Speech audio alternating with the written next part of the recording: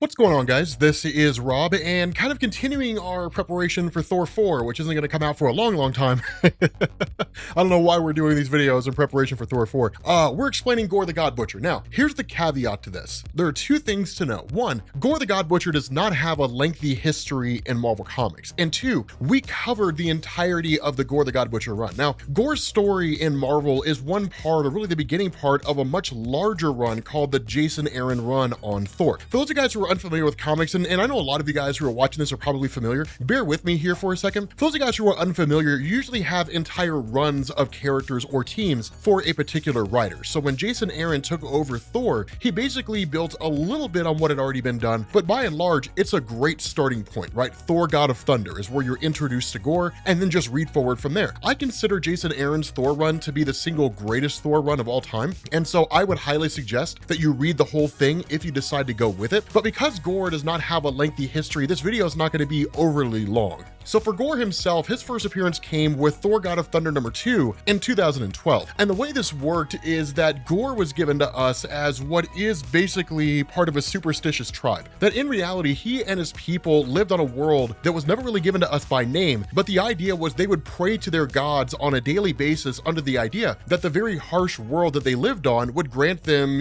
some kind of a lush jungle or resources or whatever it is that they needed to survive one day to the next. And that was really all his people could ever really hope for, just the ability to survive from one day to the next. Now, for the rest of his tribe, if there was any doubt that gods existed, they never voiced it, right? For the most part, they seemed to have this almost zealot belief that gods were definitively real, and they would continue to pray for them, and that if they didn't get any kind of nourishment, right? If it didn't rain, or they didn't come across a jungle or something like that, it's because, well, the gods are making us stronger so that we can survive for another day, and using whatever internal justification made sense so they could maintain their own belief system. Gorr was not that way. At least he was initially, but not later. Because of the harsh environment in which they lived, it was not uncommon to lose family members. And in Gorr's particular instance, he basically lost his wife and his kids, right? Now, it didn't happen all at once. It happened over time. A lot of them died due to starvation or due to thirst. His wife died in an earthquake. His oldest son died of starvation. And so by the time his oldest son, Agar, had died, he was just basically fed up. And he ultimately cursed the gods in front of his tribe. His whole philosophy was, if the gods were real, then we wouldn't be living in this kind of circumstance.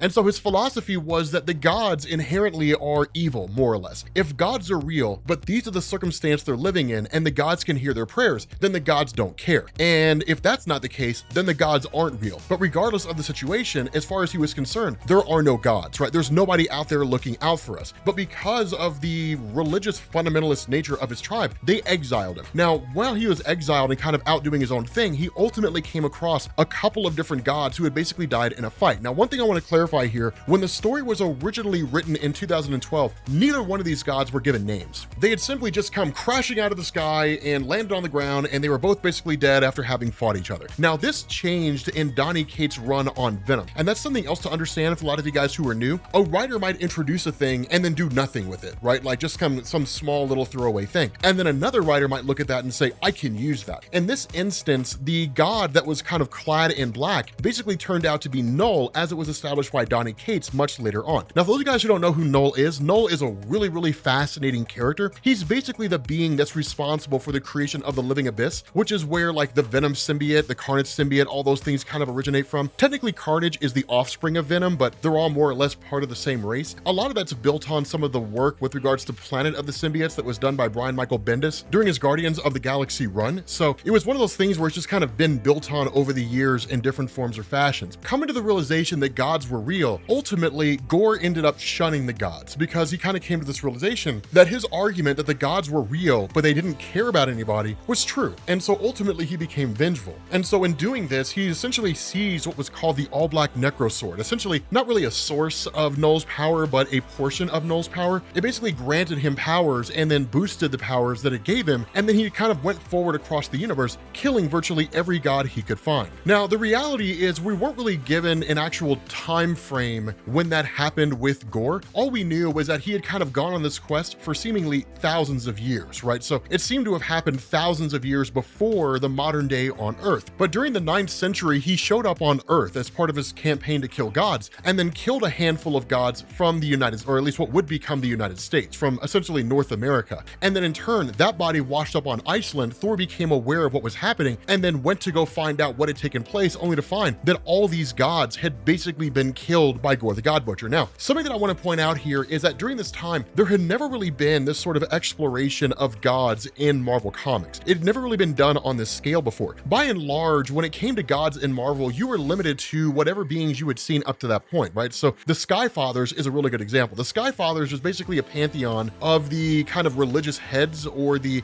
deities that are worshipped by multiple citizens or multiple people from across the world, right? So like Zeus and Odin and Vishnu and people like that. On other worlds, we never really knew what their gods looked like. We had some limited exposure, Shara and Kithri from the Shi'ar Empire, for example, but we didn't really have a whole lot of experience there. And so Jason Aaron's work on expanding the godly mythos and basically saying there are entire pantheon of gods that belong to entire worlds that exist across the entirety of the universe in all these different, galaxies, it's huge. It's wildly complex. And so it was kind of a big deal in terms of this expansion. But with Thor becoming aware of what Gorr had done, that Thor in turn faced off with Gorr seemingly for the very first time and was absolutely crushed, right? Was absolutely just destroyed by this guy to the point that Thor was almost killed. Now, a couple things to know. The way that Jason Aaron did this, he played it fast and loose with what Gorr was really capable of, because at this point in time, Thor had not quite gained the ability to wield his hammer Mjolnir. He was still considered to be unworthy. So all he had was his battle axe. And so it was kind of left, at least this little bit of a story was left on the possibility that if Thor and Gorr ever faced off against each other in the future, that Thor would ultimately win. Now, the other part of that is it was kind of left off with Thor having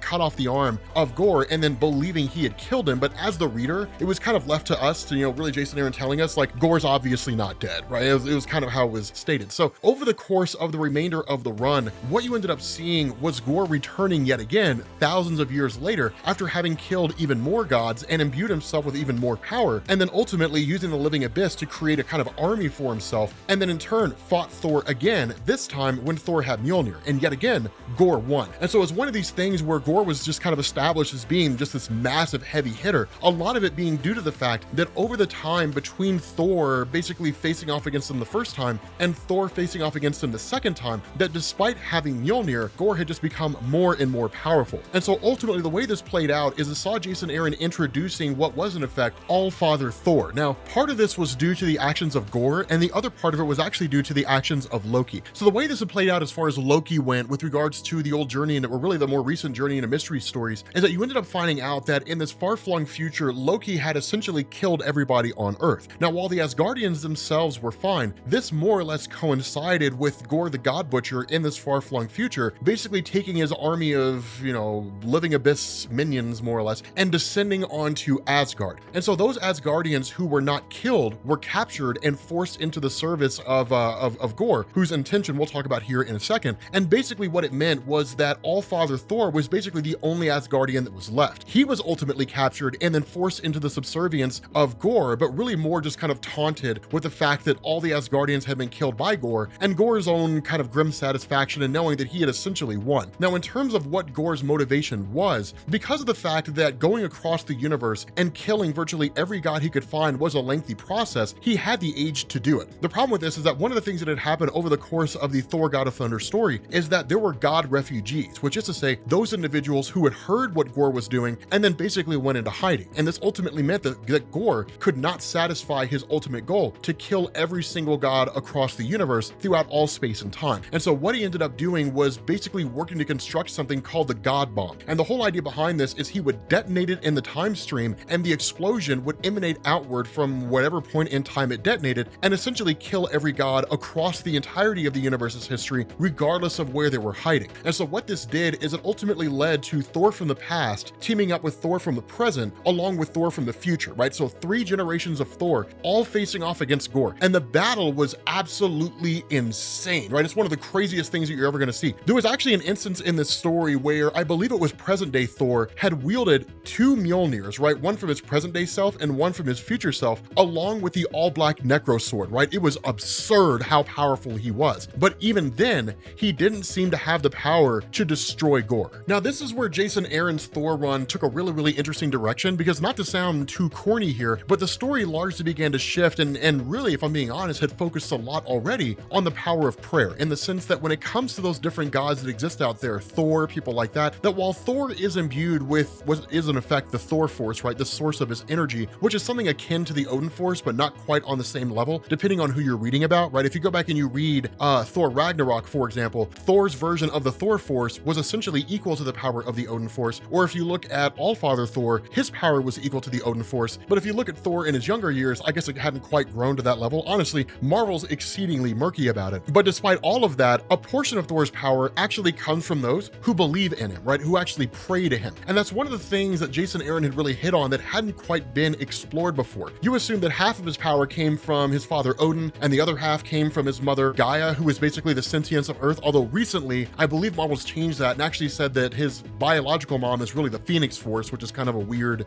change of things. But regardless, the important thing here is that the various gods that exist across the universe only really have the power they have because people believe in them and because people worship them. The antithesis to this is that if people stop believing in gods and stop worshiping gods, then in turn, gods will lose their power. And that was really where the crux of Gorr, the Godbutcher's role came into play, in the sense that his desire was not to kill innocent believers, right? That was never really his goal. His vengeance was against the gods. Now, he did believe in collateral damage, right? So if some believers run up on him trying to kill him because he's trying to kill one of their gods, well then, sorry about your luck, right? But at the end of the day, he wouldn't go out of his way and annihilate an entire planet of innocent people for the sheer fun of it, right? He wasn't like Thanos in that way. And so what had happened was a kind of manifestation of Gorr's son Agar had appeared and then basically shunned his father and said, "You have become everything that you hate," and then in turn started praying to Thor. This, alongside all the other gods that had basically survived from across all time and space praying to Thor, basically boosted his power, and it ultimately led to Thor killing Gorr. But following that, and it was kind of a funny thing, Gorr, you talk to anybody who read Jason Aaron's God of Thunder and they'll tell you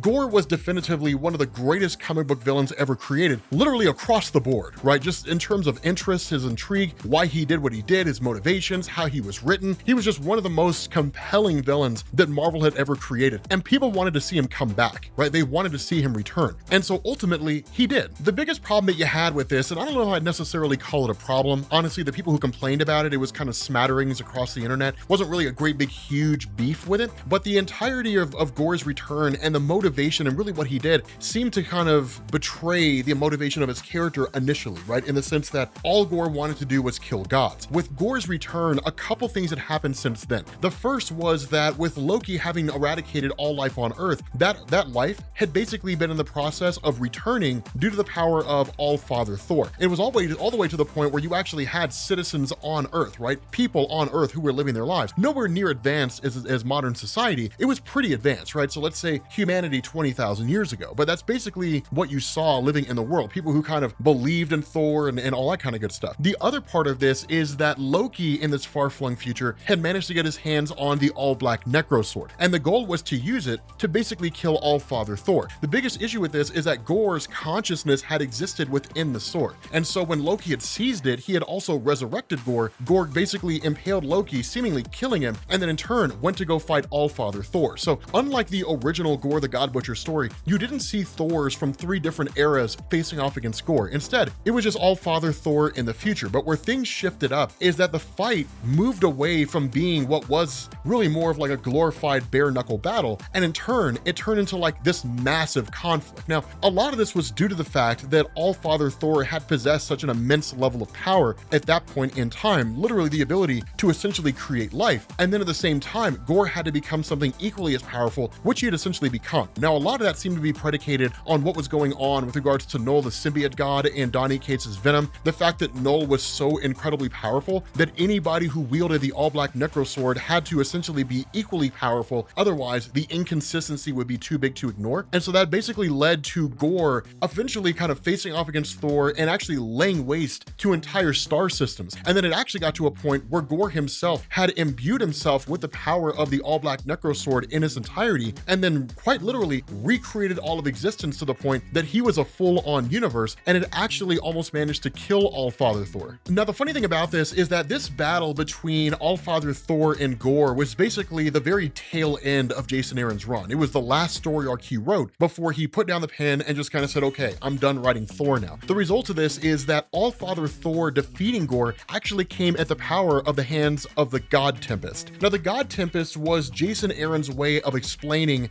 why it is that Thor had lost the ability to wield his hammer. The reality is that that had taken place during a story called Original Sin, and you basically had Nick Fury who had whispered something to Thor, and then we didn't find out what it was for years, right? But Thor essentially became unworthy. The reality, and as far as I understand it, Jason Aaron had actually wanted to write that, but because Marvel was going into Secret Wars in 2015, there simply wasn't any time for it, right? Either that or Jason Aaron was just playing the long game. Depending on who you talk to, myself included, Jason Aaron waited too long, and so the interest and the intrigue had built up to such a point that no answer he gave would be a good answer. The reality was that Nick Fury had basically told Thor Gorr was right? The gods weren't worthy. But the important thing about this is that an origin for the hammer of Mjolnir in terms of it determining who's worthy and who's not had kind of been expanded on by Jason Aaron insofar that it wasn't simply an enchantment that was placed on the hammer by Odin, that instead the God Tempest was really like this cosmic storm that had existed since the very beginning of all things, and that as time progressed, the storm would grow in scale. Now, seemingly it was one of those things where the storm grew in direct proportion to the size of the universe, right? So the more time that passes, the bigger the universe gets until it reaches its heat death and starts to crunch back down and then eventually die. And so until that point, the storm would just continue to grow and grow and grow. Eventually, Odin harnessed the power of the storm and then confined it inside of Mjolnir. And so more or less, the hammer decides who's worthy, not necessarily the enchantment of Odin. The enchantment seems to be a complement to it, but at the end of the day, the decision ultimately rests with the hammer itself in terms of the God Tempest operating inside the hammer and having really a mind of its own. And so that was kind of the explanation that was kind of bookended into why it is that Thor lost the ability to wield his hammer, and then the title passed on to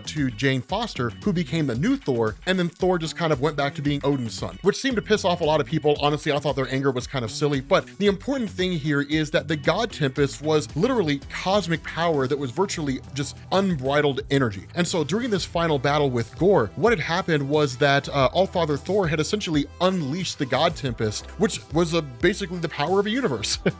And so it ultimately overwhelmed Gorr, and then Gorr was finally dead, right? Gorr was completely and totally dead and obliterated. Now, whether or not Gorr will come back, we don't fully know. In reality, Gorr seems to be the baby of Jason Aaron, right? That Gorr is one of these characters where he was created and killed by Jason Aaron. Somebody may bring him back at a future point in time. Honestly, I wouldn't really expect it to. Gorr's interesting enough, but the reality is if anybody came back and resurrected Gorr, I don't think fan reception would be as high to that as it was when Gorr originally appeared. Because it's one of these things, I mean, I highly suggest you guys watch the video that I did. The appearance of Gorr in Marvel was just amazing, right? It was like the original story arc, right? Like Thor God of Thunder, like the whole Godbutcher story was just fantastic. That whole run was the stuff of legend, right? It's one of the greatest Thor comic book stories ever told ever, right? It's phenomenal the way that it was handled. And so because it was done so well, as comic book fans, we tend to look on it with nostalgia glasses. And so any other depiction of Gorr that we'll see, especially when you see him in the MCU, is going to be compared to that comic book story arc. And people will decide whether or not they like it based on comparing it to that comic book story arc, right? So it's one of these little interesting things that kind of goes on with fandoms, right? I mean, I'm guilty of this travesty. I wish I wasn't. I wish I wasn't guilty of that. It's one of the things that I don't like about myself being a comic book fan, but it's kind of hard to separate myself from that after so long. So with that being said, guys, this is basically the history or the comic book explanation of Gorr. Again, not a whole lot to go on here, right? This guy had only been around for a couple of years, had appeared in probably about 20 or 30 comic book issues, if that, and then was ultimately removed from the landscape. So with that being said, guys, we're going to bring this video to an end. Thank you guys for watching, and I will catch you all later. Peace.